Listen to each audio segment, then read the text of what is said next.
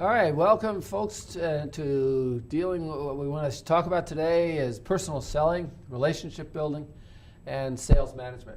We'll be focusing mostly on the personal selling side because everybody is involved in that.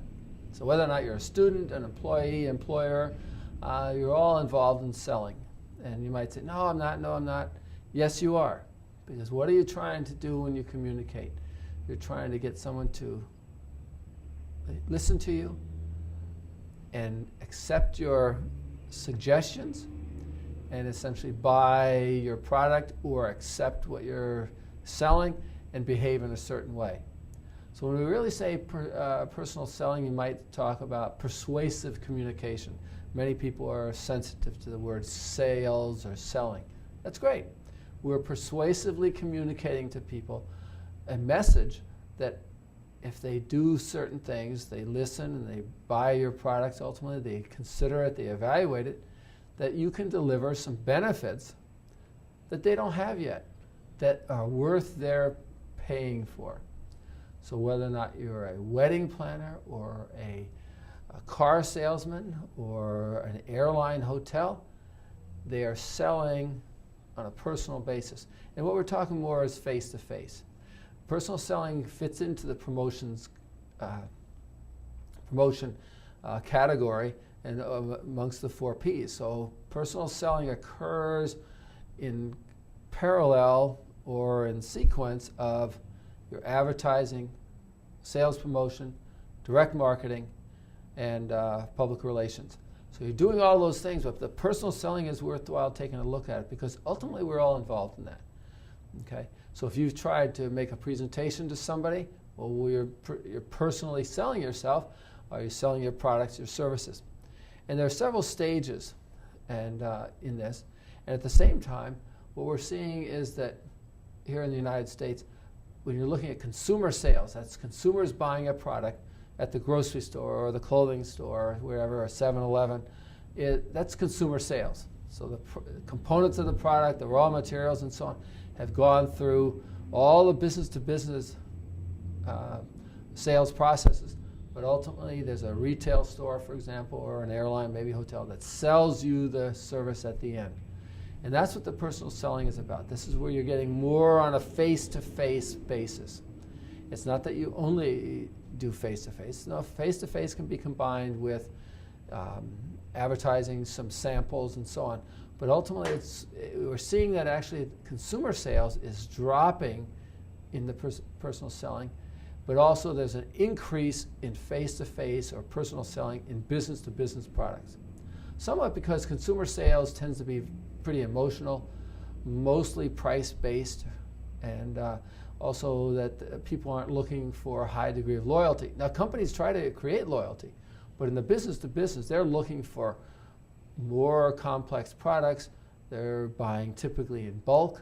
So there's more at stake. So they want to have a face-to-face confrontation with exposure to the salesperson.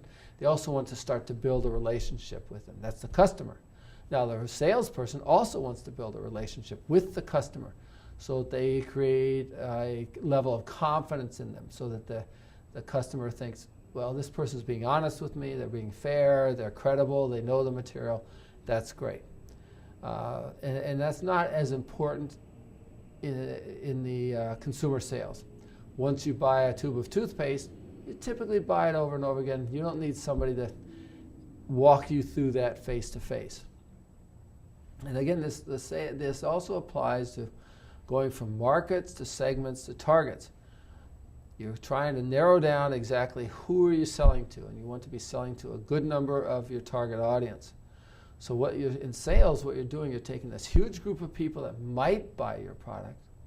You figure out what criteria make your best customers. So is it age, what demographics, age, income, education, for example, what lifestyle, are they extreme people? What benefits are they looking for? Are they looking for increased satisfaction, increased energy, whatever?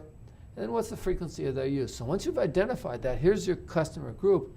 Now you're trying to convert a prospect, someone that might buy your product, and get them to buy it for the first time. You're also trying to get other people who have bought your product and continue to, just to keep buying. But don't forget your former customers, the ones that used to buy your products. That's real important, because maybe you can figure out what is it that got them to switch to the competition or not buying the product at all, and get them back into the fold so that they will buy. Okay? So you're dealing with several different customers, and you have to adapt your sales pitch to them. So some of the stages that you're walking through in the sales process is, first of all, you identify the prospects. They have the money to buy, they can decide, they have the resources, they have the need. Okay? And a need for, not the product, the benefits that your product or service delivers. So then once you've identified those people and what is it that is most important to them so that they will consider the buy, so you know all that. Now you make your contact, and that's the approach. And that can be through email, webinars, advertisements, TV shows, you name it. But it's your first 90 seconds of making contact with the people. So it's really important that the first time you make contact with them, that you really make a very quick approach and a quick contact and start to get their attention. Remember, in the sales process and communication, you want the people to be listening and to be receptive. So what you almost have to do is get them to forget what happened before you showed up and not be thinking about what happens after that. So the time you're with them, you want their full attention. And the approach will often do that. And that's where you may shock them with some numbers that may be relative to your products or services, may be outstanding or very shocking. They say, man, we have to fix that problem. Or you may approach them about the quality of the product. Some of the food companies might be, water companies may be saying, do you realize that water is only purified in most waters 1% difference better? But you're paying a huge amount of money for that water, for that 1% purity.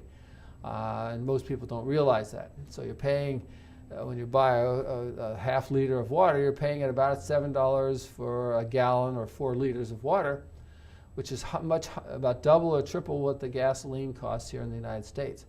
So when people start to realize that, they kind of wonder, it gets their attention. So then from then on out, you end up spending a lot of time with the people trying to build a relationship where you're going to share information with them. And when I say share, it's between both people. The seller should be asking questions of the buyer and then getting answers back that will help the seller narrow down what's most important to the seller and to the buyer, and also to figure out best what is the product, what will it do for the buyers, okay, and what's important to the buyer. So the stuff that isn't important, those other 100 features, don't focus on those. Focus on the things that are most important. Now, successful salespeople don't ask yes/no questions. So you want to avoid the questions that can be answered by yes/no. Now you might say, what kind of questions should you ask? Ask the questions that start with who, what, where, when, why, and which, and then how. So which do you prefer? What color are you looking for? When would you like the product delivered? How many would you like? Where would you like the product delivered? And so on. Those are the questions that ultimately lead to the purchase.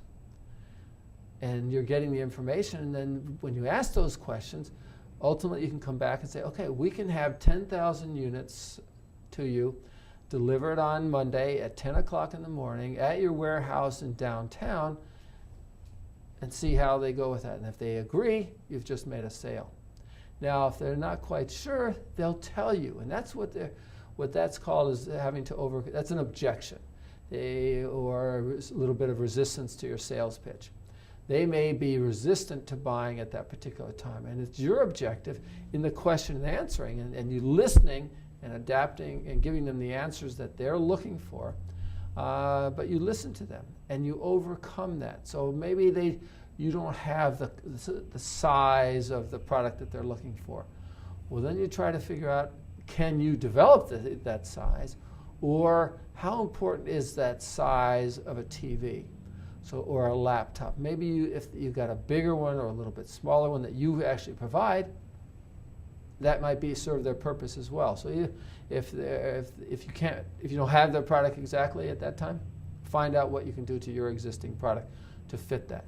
So you really want to look for objections as you're sharing information, giving information, sharing it, getting back. You really want to do that on an ongoing basis. But whatever you do, don't hesitate that once you overcome an objection, go for the close. And that's, again, where you want to be assumptive and assume that you're going to make the sale.